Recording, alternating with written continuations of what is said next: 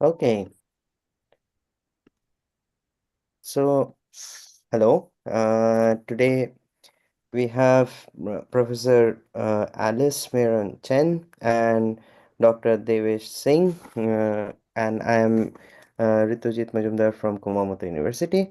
It has been an amazing collaboration, and uh, we have this paper for CELDA titled "Designing Structured Reflections for Guiding Learner Interaction with Generative AI." Thank you, Prof. Alice and Devish, for joining over here. And if you can first say a few words about the motivation of doing this study. Devish, you want to go first?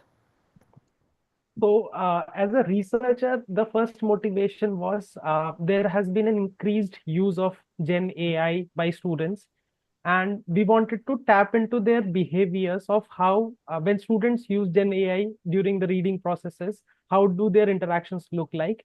And we also wanted students to reflect upon this, learning activity where are they are actually interacting with Gen AI. So that was one of the motivations to better inform teachers and researchers about this learning process. Okay. Yeah. Alice?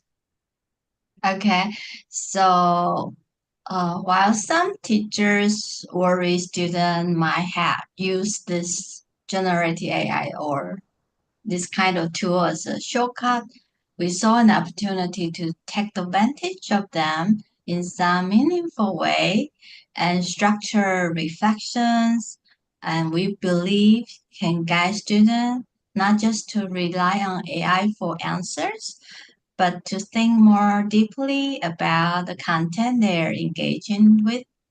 So we hope this approach really helps students uh, to get the content, to get more out of the reading comprehension task by combining generative AI with reflection. Okay, and I think means the figure one in the text is what our main contribution towards the learning activity design or this whole prompt design is. So you want to what do you think that if as an educator, what all should we consume from this research output that we have? Alice, maybe you can give some highlights. So it is about it is about the design of this whole prompting. And do you think what means when teachers are adopting it, what all should they keep in mind while they're adopting our design guidelines? Yeah, instead of using directly generative AI, I believe this that we designed this reflection system.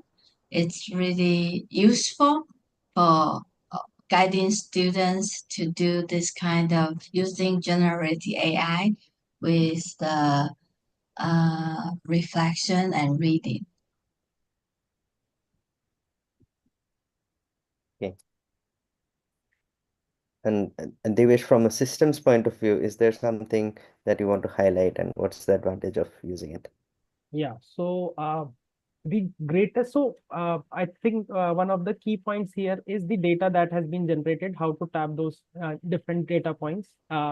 This is not only the interaction with Gen AI, but also certain forms of self-reported data in form of judgment of learning, and also see the amount of time students are spending during these interactions are crucial. So in this, I think the different kinds of data that we are capturing are very crucial, and how they can inform the teaching learning process.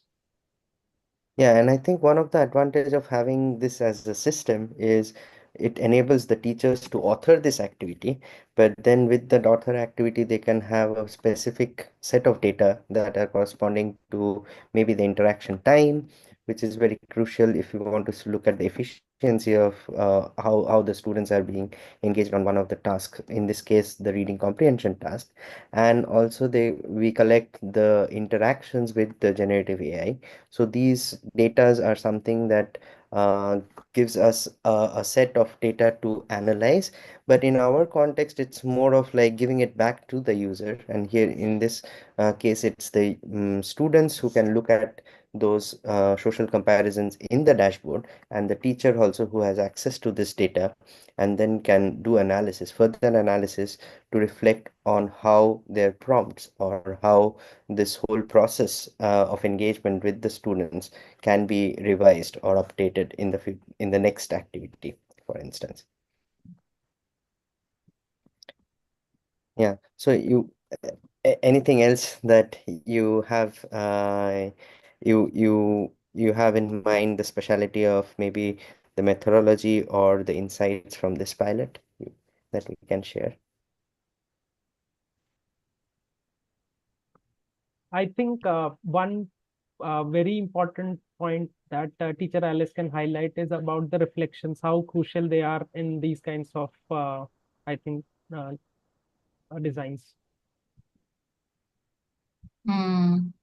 So for me, I think one of the biggest takeaways from this study was the student engaged more with the AI tools when they had this structured reflection text to work through. And so for here, since the data we collect, it's in the middle semester, so that means they have been using this LA reflex system for at least three, 4 times. So that is why from here we can see they spend less time because since they're already familiar with the system, they know exactly what they need to do. And when they get into the system, um, basically they already have idea and they have interaction with the chat PDF. That is the reading tool, generative AI tool for them to do the reading. So it makes it easier for them to handle this kind of tough academic papers. And but since it's easier for them to access the system to do what they need to do, but still to understand and to do the reflection, they still need some effort. So that is why we have this kind of results. That's my understanding. Okay. And how about what do you think as a researcher? How do you see this data? Yeah, I think one of the methodological contribution is that given the authoring capacity, we can utilize standardized instruments like the judgment of learning instrument or the effort rating instrument, and then capture the student's perception, but at the same time have the capacity of interaction logging to compute the time engagement perspective. And what in the pilot, what we could highlight or we could engage more is the point that these different streams of data can give us a more holistic view of how learning is happening. And if in your case, Prof. Alice had engaged this over the whole semester's time, and in this particular research, we have given one slice and tried to look into details about one activity, and but it gave us the motivation to look deeper into the data of the whole semester and see trends which emerge from there. So where do we head towards? So what's the future? And now that we are reflecting after around 6 months of this work done, uh, what kind of thoughts do you have? As an instructor, I still think it's pretty challenging to think what kind of the prompts students to give to students to write their reflection in the system, especially now they're so good at using generative AI to help them to respond to the task or assignments.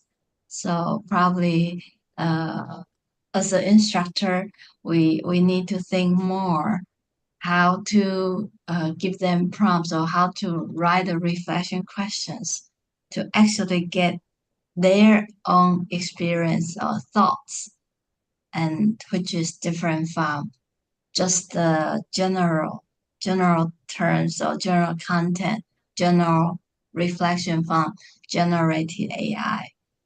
Mm.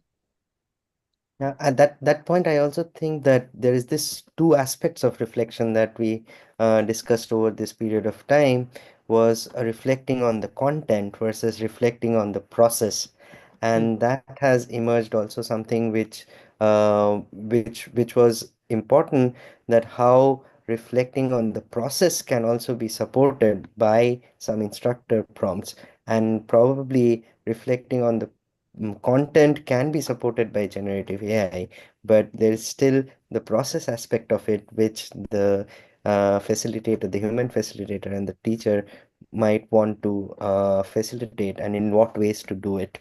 And now it's more relevant now that uh, the generative AI tool is just a tool, but how to use the tool is related to the process, and how to support that Hmm. uh, is something, yeah. Mm.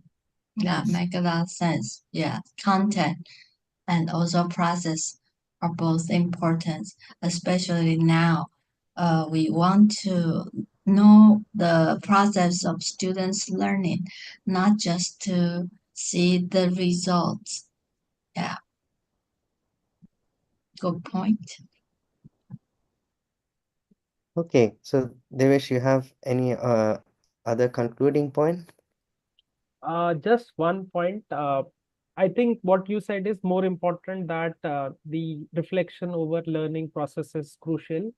But one of the focus of learning analytics has always been learning outcomes. So maybe we could also see in future how different streams of these data, the reflection data, could actually help us in understanding student learning outcomes, and that could be both immediate learning outcomes as well as the delayed learning outcomes. I think that's one direction that can be thought about.